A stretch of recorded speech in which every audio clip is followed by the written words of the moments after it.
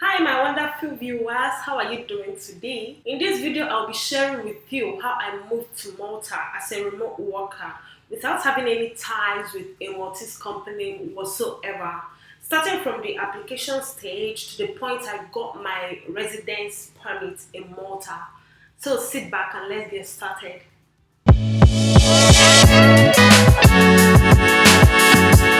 I relocated to Malta via a visa type referred to as the digital nomad visa. It's basically a type of visa mapped out for remote workers. In case you want to know more about the digital nomad visa or what digital nomad is, I have a video that explained everything about it and I'm going to be linking it up there. How did I even get started, you might ask? Of course, I got started from research and deciding, yeah, because previously I was working from Lagos, Nigeria, and as a remote worker, I was working fully from home, and I had a couple of challenges like light.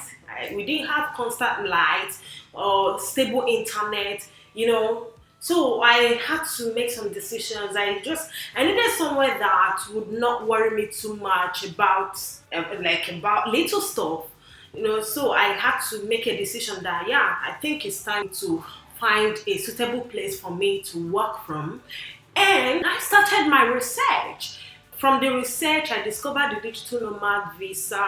I checked out the countries that offer this visa type, and I decided and picked the one I felt like would be suitable for me. I mean, the one that's suitable for this person might not be suitable for the other person. That's why no matter what, you are the person that will make your final decision. I decided to move forward with the Malta digital nomad visa. What made me choose Malta? A couple of things actually.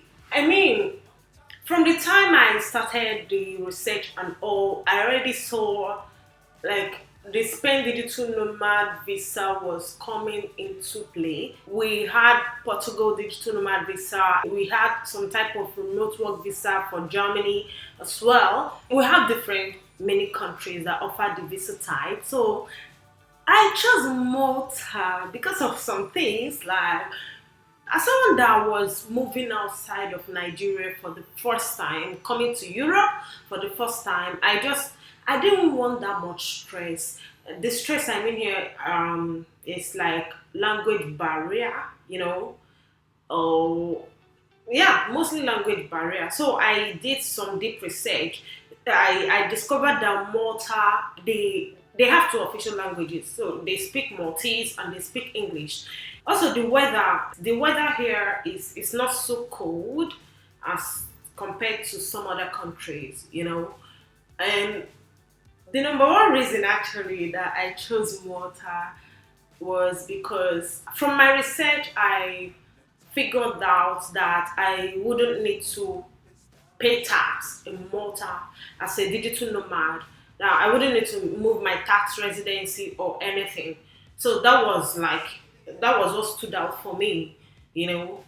And I chose Malta and I got started with the processes. Okay. After deciding to go for the Malta digital nomad visa, the next thing was I got the email of the residency Malta from Google. So I sent an email to them explaining myself, asking them what are the necessary documents and processes involved. I mean, I messaged them and they got back to me the same day. I really, really love the speed. I love the responsiveness. They got back to me the same day with the details. I might put the email I sent here on the screen for you to see. So I emailed them. They got back to me the same day, explaining everything, explaining the processes, the documents I needed to submit, and all. I was happy that they got back the same day, and this happened so fast. So I'm just going to be giving you the timeline. I discovered everything Malta resident permit in December. I'll put the actual date, but that was December 2022. And And I messaged them the same month. They got back to me, and after listing the documents, they sent me to the website. They have a website where you can go and download the documents that you need to submit, and check out everything you need. Like any question, you don't even need to ask them a lot of questions because the website explains everything. So they directed me to the website where I went to, and I downloaded all the documents that I needed to fill. So the minimum requirements to be eligible for the Malta Nomad Residency permit are: you should be making at least 2,700 euros per month. You have to be working remotely with a company outside of Malta. The company has to be outside of Malta. You have to get a health insurance coverage for at least 1 year. And also, you got to find accommodation in Malta. Okay, these are just the 4 things you need. Yeah, four, right?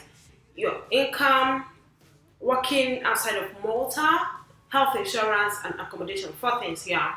And the documents I needed to submit to the Residency Malta are I downloaded 3 documents from their website, which I filled, and also I got my employment letter. And one of the documents I downloaded from the website required my employer to sign and state that, yeah, Promise is allowed to work remotely and Promise makes a minimum income of this. So my employer signed, plus the 2 other documents that require me to fill my personal details, and I had to scan the whole pages of my international passport. Yeah, the whole pages, both the blank pages and stamped pages. You have to scan the whole pages, and I submitted 3 months bank statements. And just as a bonus, I also submitted my payment, my salary invoice. It was not necessary, it was not required. I just like put it in there. Let me know if I'm missing anything. And of course, statement of intent. You have to write statement of intent. Just something minor. It's not. I'm going to put my own up here, and also your CV. I think if I'm missing anyone, I'm going to be putting it up for you to see. I think I've pretty much covered it. Yeah. So that's it for the documents that you need to submit to the Residency Malta. The application process comes in 2 stages. The first stage requires you to just submit the documents that you filled. I mean, the one you sent to your employer, the 2 that you filled in your personal details, your statement of intent, the CV, and your bank statements, and your letter of employment, of course. So these are the first things you send. So you just like gather it, and your passport. Don't forget your passport blank pages. I mean the scanned blank pages. So these documents, you just send it to them. You send it to the email, and they are so responsive. So as soon as you forward it to them, they will respond to you that they're going to get back. After submitting the documents, they sent the bank details. I went to the bank, I paid 300 euros, and that was the first stage. It took about 3 days for it to be acknowledged, because that was around 25th December, which was public holiday, and 26th public holiday. So it took some time, about 3 days, before they acknowledged it. So on 3rd of January, they got back to me with my first approval. You have to approve us to get. So they got back to me with my first approval, that they've reviewed my documents and they've given me an approval for the Nomad Residency visa, blah blah blah. Yay! So that was it. It didn't take time at all. And for the second stage, which was the final stage, I was told to get my health insurance coverage and accommodation. The health insurance coverage is just, I used one Genki. I'm going to be linking it as well. I just needed to pay about 30 something euros for the first month. After paying for the first month, they give you your coverage. It covers for 2 years. It's required for you to be paying monthly. You can cancel anytime, of course. I got my health insurance. Even before they gave me the approval, I was already planning all this, because You got to buckle down. And for the accommodation part, you mustn't get the accommodation before coming to Malta. I was given the opportunity of coming to Malta and then finding my lease. You can just get 1 month temporal accommodation to come to Malta. I was given 30 days to find accommodation and health insurance. But because I was already in the process, I already got them. So I submitted it like in few days. I submitted the accommodation and the health insurance. And the accommodation was it's a co-living in Malta. It's like digital nomads are there. Remote workers stay there. It's like a vibrant community. It's a co-living where like you get to meet people from different places, make friends. I mean, it was a really good first contact for me when I came. So I was already talking to them. I applied because you have to apply and they will interview you to know if you are good for the community. I paid. I already reserved my accommodation there beforehand. I sent the lease and the health insurance to Residency Malta, and they said, okay, of course we are gonna get back to you. They got back to me and they gave me my final approval. This one is final approval. The first one was approval in principle, but this one was the final approval. And I was told, yeah, you've checked all the boxes, so it's time for you to get your visa. How do you get your visa? Because I'm from Nigeria, I needed visa to enter Malta. I was told that I was gonna go for the premium visa because there was no Maltese embassy in Nigeria, or I don't know. So I was told I have to go for the premium visa. I mean, I wanted to go for it. I didn't want to waste any time. But that, of course, came with another price, another 300 euros. So I received an email from the premium visa Malta. They sent me an email with the documents to fill and everything, and the bank how to pay. So I had to make another payment, 300 euros for the premium visa, and they got back to me and sent UPS to come and pick my passport because my passport needed to travel to Malta for the visa and coming back to Nigeria. So they made the appointment with the UPS and they came to my house in Lagos and they took my passport, shipped it to Malta, and brought it back. So this process of picking it and bringing it back, it took about 3 weeks because my passport stayed in Malta for about 2 weeks. Yeah. So it came back finally and my visa was ready. After receiving my visa, of course, I already booked my flight before then. It was now time for me to come to Malta. I couldn't get any direct flight from Nigeria to Malta. I traveled through Spain.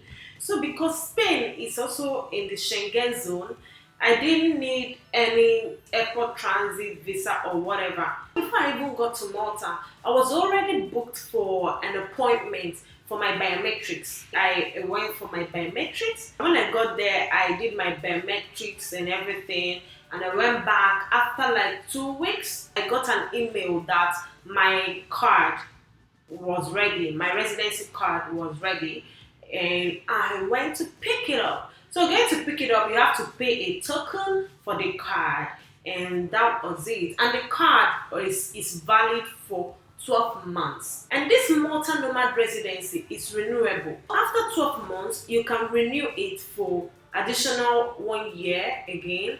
And after that, you can renew it again for additional 1 year, making it 3 years. So after the 3 years, you cannot renew again. So after the 3 years, if you want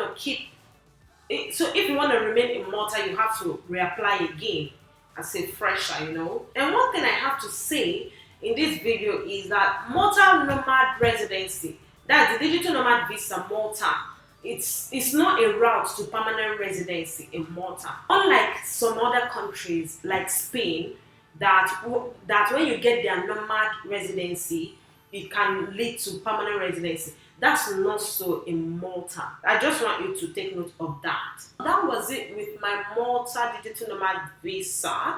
In my upcoming videos, I'm going to be sharing some other exciting countries as well that you can move to as a remote worker. If you want to start this adventure anytime soon, I encourage you to make a lot of research and plan meticulously so that you are aware of everything. And if you have any question whatsoever, just ask me and I'll be happy to respond to you in the comment section. And also, if you like the video, do give us a thumbs up and don't forget to subscribe to my channel and hit the notification bell to stay in the loop. Until the next time we see, stay safe. Thank you for watching. Ciao, ciao.